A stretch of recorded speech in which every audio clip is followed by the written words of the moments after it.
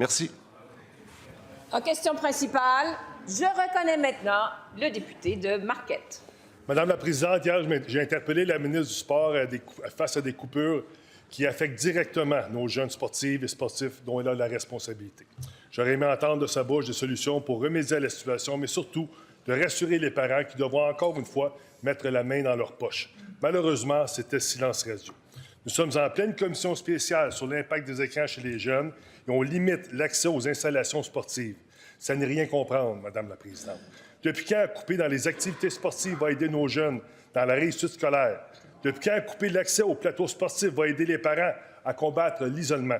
Mais la question que je me pose, est-ce que le ministre responsable des sports s'est levé au Conseil des ministres pour dénoncer ces coupures? La réponse de la ministre responsable du sport, du loisir et du plein air.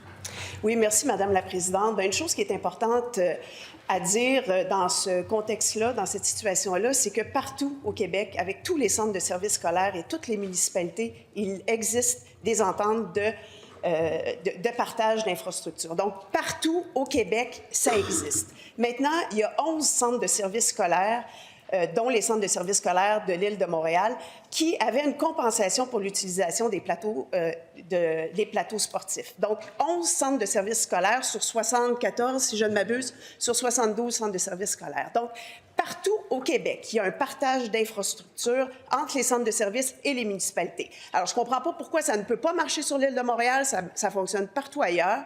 Maintenant, ce qu'on fait, et je vais rappeler aux députés de Marquette, tous les financements qu'on a fait pour faire en sorte que les enfants et toute la population aient accès à des plateaux sportifs, notamment via le programme PAFIRSPA qui, on le rappelle, 300 millions de dollars en infrastructures sportives dont les municipalités peuvent se prévaloir, dont les centres de services peuvent se prévaloir. Alors, on fait plein de choses pour faire en sorte que les jeunes bougent de plus en plus et qu'ils ne soient pas devant leur écran. Merci, Madame la présidente.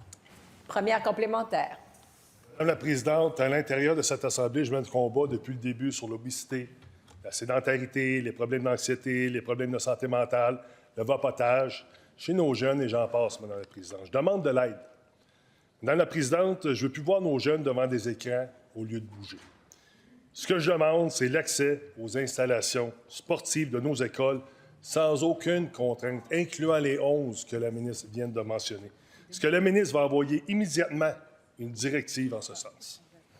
La réponse de la ministre. Oui, merci, Madame la présidente. En fait, ça me permet de réitérer tout ce qu'on a fait pour faire en sorte de donner accès à nos jeunes à des activités sportives. J'ai parlé du 300 millions du PAFIRSPA, mais dans l'autre mandat aussi, on a donné des sommes colossales.